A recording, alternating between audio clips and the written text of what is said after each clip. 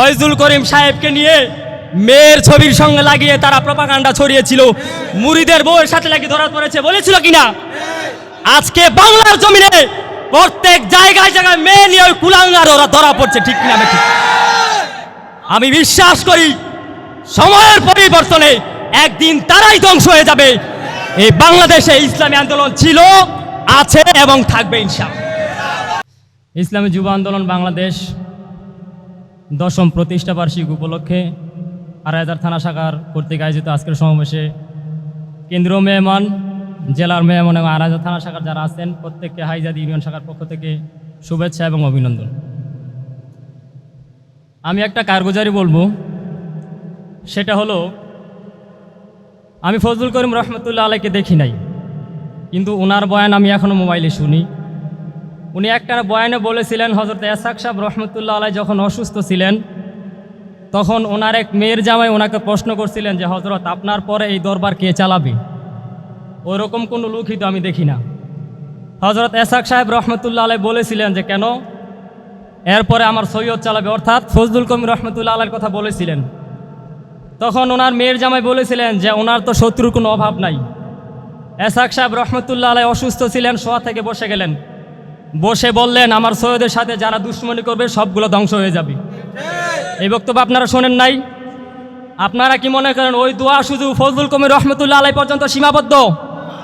আমি মনে করি ইসলামী আন্দোলন বাংলাদেশ যতদিন পর্যন্ত কোরআন হাদিসের ভিত্তিতে হকের উপরে থাকবে ততদিন পর্যন্ত যারা ইসলামী আন্দোলনের বিরুদ্ধে শত্রুতামি করবে প্রত্যেকটা ধ্বংস হয়ে যাবে ইনশাআল্লাহ। মনের মধ্যে অনেক কষ্ট আছে, সময় কম, কথা বলার সুযোগ নাই। কিছুদিন আগে ফেসবুকে দেখেছি ফয়জুল করিম সাহেবকে নিয়ে মেয়ের ছবির সঙ্গে লাগিয়ে তারা প্রপাগান্ডা ছড়িয়েছিল, মুরিদের বউয়ের সাথে লাগিয়ে ধরা পড়েছে, বলেছিল কিনা? আজকে বাংলার জমিনে প্রত্যেক জায়গায় জায়গায় মেয়ে নিয়ে ওই কুলাঙ্গার ওরা ধরা পড়ছে, ঠিক কিনা? ঠিক। আমি বিশ্বাস করি সময়ের পরিবর্তনে একদিন তারাই ধ্বংস হয়ে যাবে। এই বাংলাদেশে ইসলামী আন্দোলন ছিল, আছে এবং থাকবে ইনশাআল্লাহ। এই বলে আমার সংক্ষিপ্ত বক্তব্য শেষ করছি। ওমা আলাইনা ইল্লাল বালাগ। আসসালামু আলাইকুম রহমতুল্লাহ। ইসলামী যুব আন্দোলন 10ম প্রতিষ্ঠাবার্ষিকী উপলক্ষে আপনাদেরকে জানাই আন্তরিক শুভেচ্ছা ও অভিনন্দন। ইসলামী যুব আন্দোলন আদর্শবান যুবকরা জাগলেই বাংলাদেশ জাগবে। আমাদের যুবকদেরকে জাগতে হবে, সন্ত্রাসীদের বিরুদ্ধে জাগতে হবে, চাঁদাবাজদের বিরুদ্ধে জাগতে হবে, মাদক বিরোধী আন্দোলন গড়ে তুলতে হবে। আমরা ঘুমিয়ে থাকলে চলবে না। প্রত্যেকটা ইউনিয়ন, ওয়ার্ড, থানা ভিত্তিক দুর্গ করে তুলতে হবে। সন্ত্রাস, চাঁদাবাজ, মাদক বিরোধী আন্দোলন গড়ে তুলতে হবে। ইসলামী যুব আন্দোলন বাংলাদেশ এটা হলো একটি সংগঠন নয়, এটা হলো একটি অঙ্গ সংগঠন। ইসলামী আন্দোলন বাংলাদেশের একটি অঙ্গ সংগঠন। ঠিক তদ্রুপ এরকম বাংলাদেশে অনেকগুলা সংগঠন আছে। প্রত্যেকটা দলেরই একটা সংগঠন আছে, যে সংগঠনের নাম থাকে যুবকদেরকে নিয়ে। ঠিক এরকমভাবে আপনারা দেখেছেন বিগত 17 বছর একটি দলের নাম ছিল যুবলীগ। আমরা বলবো সেটা যুবলীগ না, এটা সন্ত্রাসী লীগ। ঠিক সেই সন্ত্রাসী লীগে 17 বছর এই দেশে সন্ত্রাসী রাজ্য কায়েম করতে চেয়েছিল, কিন্তু আমরা যুবকেরা এই জুলাই অভ্যুত্থানের ভিতর দিয়ে আমাদের শায়েখের নেতৃত্বের মাধ্যমে ইসলামী যুবকদেরকে নিয়ে দুর্বার আন্দোলন গড়ে তুলে আমরা এই ফ্যাসিস্ট সরকারকে এই দেশ থেকে বিতাড়িত করেছি। আমরা আরো বলতে চাই, ইসলামী যুব আন্দোলন একটি শক্তিশালী সংগঠন। এই ইসলামী যুব আন্দোলন, এই শক্তিশালী সংগঠনকে নিয়ে ইসলামী আন্দোলন বাংলাদেশ বিগত সময়ে আপনারা দেখেছেন বিশাল বড় বড় প্রোগ্রাম করেছে।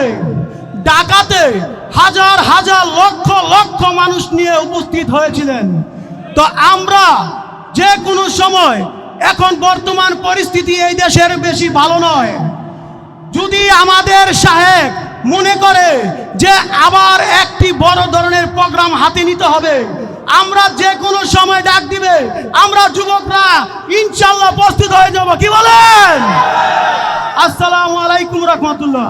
যে ইসলামী যুব আন্দোলন বাংলাদেশ আড়াইহাজার থানার প্রতিষ্ঠাবার্ষিকী উপলক্ষে যে এত সুন্দর একটি প্রতিষ্ঠাবার্ষিকী আয়োজন করেছে, মঞ্চে উপস্থিত আছেন সম্মানিত প্রধান অতিথি, বিশেষ অতিথি, প্রধান বক্তা ও উক্ত সমাবেশের সম্মানিত সভাপতি এবং আমার সামনে বসা ওলামায়ে কেরাম ও ইসলামী যুব আন্দোলন এবং ছাত্র আন্দোলনের সমস্ত বন্ধুগণ, সকলকে জানাই ইসলামী ছাত্র আন্দোলন বাংলাদেশ আড়াইহাজার থানার পক্ষ থেকে লাল গোলাপের শুভেচ্ছা ও অভিনন্দন।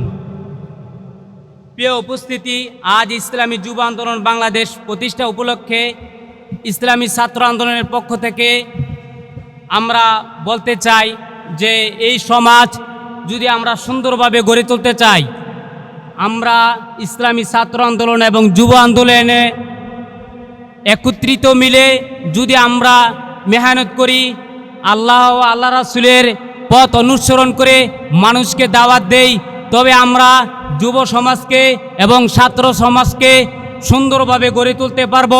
মাদক মুক্ত, চাঁদাবাজ মুক্ত এবং সমস্ত রকমের অপরাধ থেকে আমরা ফিরিয়ে এনে আল্লাহ বিরু এবং খোদা বিরু ভাবে আমরা এই সমাজকে সুন্দরভাবে গড়ে তুলতে পারবো।